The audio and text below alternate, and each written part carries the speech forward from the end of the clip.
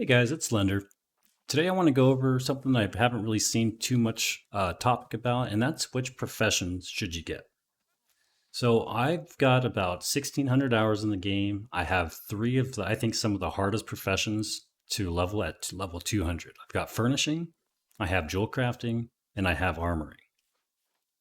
I started doing a little bit of weaponsmithing. I started doing arcana. I got it up to like 100 something. Actually, I'll just show you what I have right now. So I've got, 200 jewel crafting, 200 armoring, 200 furnishing. I started getting engineering up because I just loved making star metal tools when the game first came out, and that was such a good moneymaker, such a good moneymaker. But now that everybody has their tools, you can't really change specs as far as professions go or gathering. A mining pick's a mining pick, a fishing pole is a fishing pole. Um, a skinning knife is a skinning knife. You're never going to switch specs for that. So once people have their tools, that's it. There's not a huge market anymore. There was when the game first came out, but anyway. Uh, so I want to talk about why I chose armoring, why I'm glad I chose armoring, and just to cut to the chase.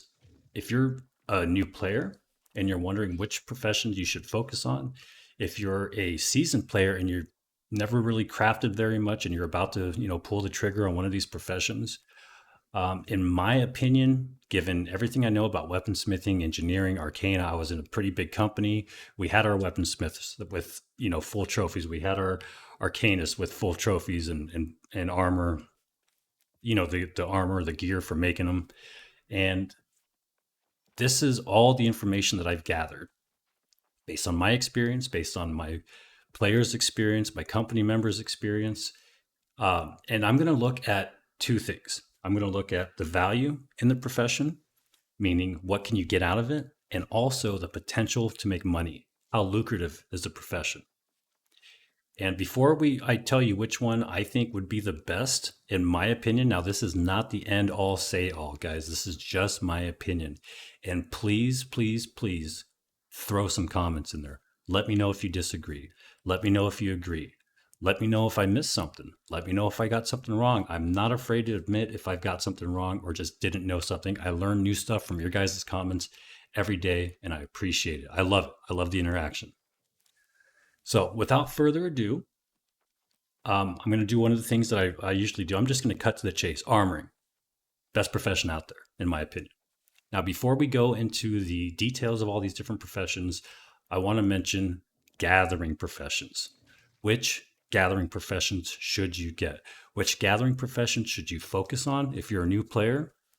If you're a seasoned player and you haven't been gathering, why you should, which ones you should focus on, and why. So, guess what? All of them.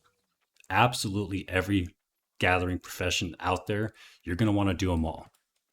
And I'm going to just talk really quick about cooldowns. If you're a new player and you've been wondering what cooldowns are, these are what they are. Asmodium is one of them. For weaving, it's Phoenix Weave. For leatherworking, it's Runic Leather. For wood cutting, it's Glittering Ebony. And for stone cutting, it's Runestone. These are called cooldowns because there's a cooldown associated with it. You can only make 10 a day. They are ungodly expensive to make, and there's a time gate on them. Those two things put together add value. They're very expensive to buy. They're very lucrative. I made a video on how I made 200,000 gold. And one of the main ways I got it, the very last part of it, I made about 50,000 gold by just selling all my cooldowns. I was doing them every day, stocking up on them. Once I hit about 90, Asmodium, Phoenix Weave, Runic Leather, I sold it all. And I made like 50 or 60,000 in one day. So if nothing else, it's a good moneymaker to get all your gathering and refining professions.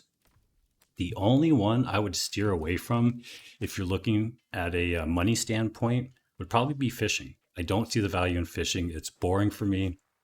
If you want to play a game that has great fishing, play Red Dead Redemption 2. It's amazing. This game, I don't know what they were thinking with the fishing. It has no value for me. It's not even that fun. And I think it's just a waste of time. I don't even know if you get very much experience. Now, that's another thing I want to talk about with all the gathering professions, experience. If you're a new player, do not skip gathering. It gives you good experience. Skinning, skin everything. Skin every mob that you kill that you can.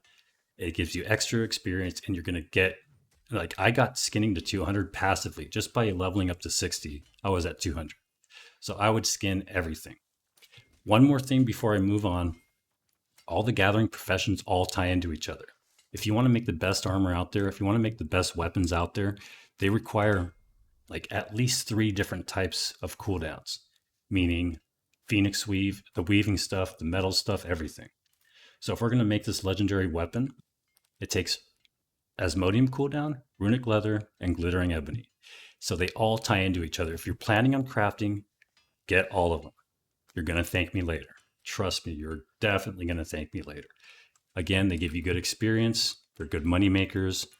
And you're not going to want to go back and start doing them. Just do them now. You're going to need all of them. You really will. If you want to make money, or if you want to do crafting, or both, you're going to need all your cooldowns, period. So enough of that. Next, I want to talk about the actual crafting professions. So, where do I start? All right, so I'm going to talk about the ones that I don't think are that great. And this is, again, based on my experience with my friends. I was the first person in my company to hit 100,000. And I did that with armoring and selling my cooldowns. Let me talk about armoring really quick. Armoring is probably my favorite profession. It was the first one I leveled, and I'm so glad I did because several things. 1, great moneymaker. 2, you can make guaranteed legendary equipment that is bind on equip. With weaponsmithing, with arcana, with engineering, the weapons that you can make with those, like the fire staffs, life staffs, void gauntlets, weaponsmithing, the axes, the hammers, whatever, the guaranteed 600 gear score legendary items that you can craft are bind on pickup. You can't even sell them. Where is it? Now, I don't have the schematics for all of these, but look at this weapon, bind on pickup. If you go to the marketplace, now there may be some weapons out there. I know Nothingness is one of them. It's a void gauntlet that is bind on equip that you can craft at 600. But if you go to the weapons and you sort it by gear score, these are all generic weapons that people got lucky, rolled 600, a 595 to 600. They happen to get 600, and they are bind on equip. But the guaranteed 600 gear score weapons are bind on pickup, most of them. So I just don't see the point. Another thing with weapons is you can only make a few different types of weapons with weaponsmithing. You can only make a few different types of weapons with arcana and engineering. Engineering, you can make bows, spears, and something else. Arcana, you can make fire staffs, life staffs, void gauntlet, ice gauntlet. Armoring, you can make all types of armor. You can make heavy, you can make medium, and you can make light. And with armoring, you can make guaranteed legendary gear that's bind on equip that you can sell. This is how I made all my money. I would sell void bent stuff to my company for a super discounted price. I would sell it for like 9,000 to 10,000 for the chest when they're going for like 16,000 in the marketplace. So as far as making money and actually being able to make all types of armor, armoring is the best in my opinion.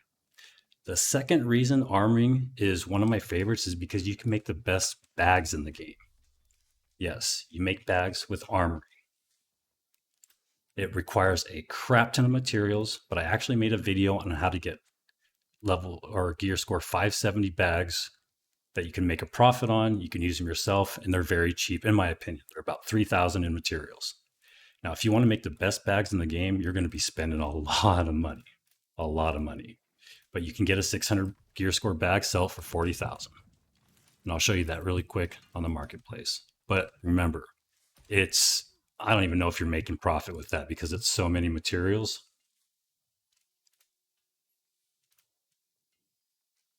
Yeah, 645,000, but the materials are crazy expensive. But you can make a 570 bag or close to and still make a decent amount of money if you get the right perks. So the third reason, and probably the most important reason I choose armoring for the best profession out there is because they share the same trophies as jewel crafting. No other two professions share the same trophies.